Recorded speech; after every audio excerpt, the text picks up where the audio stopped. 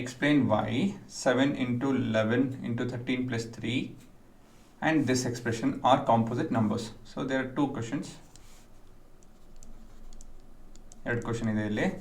So ಮೊದಲನೇದಾಗಿ 7 into 11 into 13 plus 13 composite number ಅಂತ prove ಮಾಡಬೇಕು. ಹೇಗಿದು ಕಾಂಪೋಸಿಟ್ ನಂಬರ್ ಅಂದರೆ ಏನು? Number which is divisible by 1 itself and much more. So ಈ expression ಏನು ಉತ್ತರ ಬರುತ್ತೆ ನೋಡ್ಬಿಡೋಣ. 7 into 11 into 13 plus 13. ಸೊ 1014 ಇದು ಮಾಡಿಕೊಡೋದು, ಇದು ಸುಮ್ಮನೆ ನೋಡ್ತಾ ಇರೋದು ಅಷ್ಟೇ. ಇದು ಉತ್ತರ ಬಂದು 1014 ಬರುತ್ತೆ. ಸೊ ಇದು ಆಬ್ವಿಯಸ್ಲಿ 2 ಇಂದ ಡಿವೈಡ್ ಆಗ್ತದೆ. ಬಟ್ ಇಲ್ಲಿ ಹೇಗೆ ನೋಡ್ಸೋದು ನಾನು ಅಂದರೆ ಈ ಸ್ಟೆಪ್ ಉಪಯೋಗಿಸ್ಕೊಂಡು ಇದನ್ನು ಸಾಲ್ವ್ ಮಾಡಿದಿರ ಹೇಗೆ ನೋಡಿಸ್ಬೋದು ಅಂತ ಹೇಳಿ ಯೋಚನೆ ಮಾಡೋಕ್ಕೆ ನಾವು. ಸೊ ಹುಡುಗರ ಎಷ್ಟು ಟರ್ಮ್ ಇದೆ? ಮೊದಲನೇ ಪ್ರಶ್ನೆ, ಎಷ್ಟು ಟರ್ಮ್ ಇದೆ? ಉತ್ತರ 2. ಇವೆರಡರಲ್ಲೂ ಏನು ಕಾಮನ್ ಇದೆ? ಉತ್ತರ 13. ಹಾಗಾಗಿ 7 ಇಂಟು 11 ಪ್ಲಸ್ 1 ಮಿಕ್ಕೊಳುತ್ತೆ ಕಾಮನ್ ತೆಗೆದಾದ್ಮೇಲೆ. Right, this is as per distributive property. So ಇದನ್ನೆಲ್ಲ ಅರ್ಥ ಆಗಲಿಲ್ಲ ಅಂದರೆ ನಿಮ್ಗೆ ಇವಾಗ ಬೇಸಿಕ್ಸ್ ನೋಡೋ ಹೋಗಿ ಅರ್ಥ ಆಗುತ್ತೆ. ಇವಾಗ ಒಂದೇನೋ ನೋಡ್ತೀನಿ, 13 into some expression will be divisible by 13, the above expression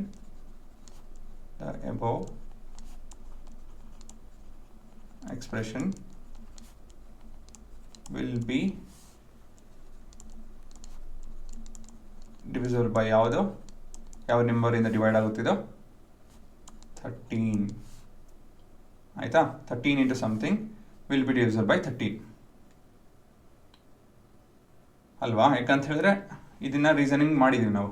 2 into something is divisible by 2, 10 into something is divisible by 10. ಹಾಗಾಗಿ 13 into something will be divisible by 13. Therefore, given expression is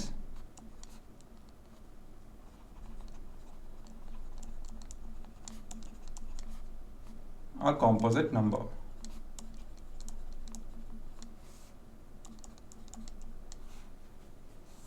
ಸರಿನಾ?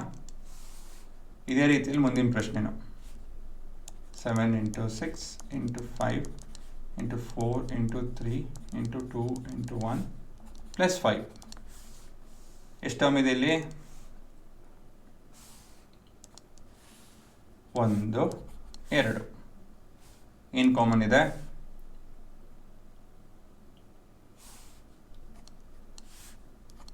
5.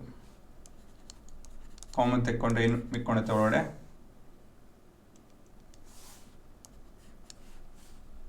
7 6 4 3 2 plus ಇದು 1 into 1 ಬೇಕಾದ್ರೆ ಬರೀರಿ, ಇಲ್ಲಾಂದ್ರೆ ತೊಂದರೆ ಇಲ್ಲ. ಇದು distributive property ಉಪಯೋಗಿಸ್ತಾ ಇದ್ದೀವಿ. ಮುಂದಿನ step, this implies the above expression will be divisible by 5 alva. Therefore, given expression is a composite number. ಅಷ್ಟೇನೆ.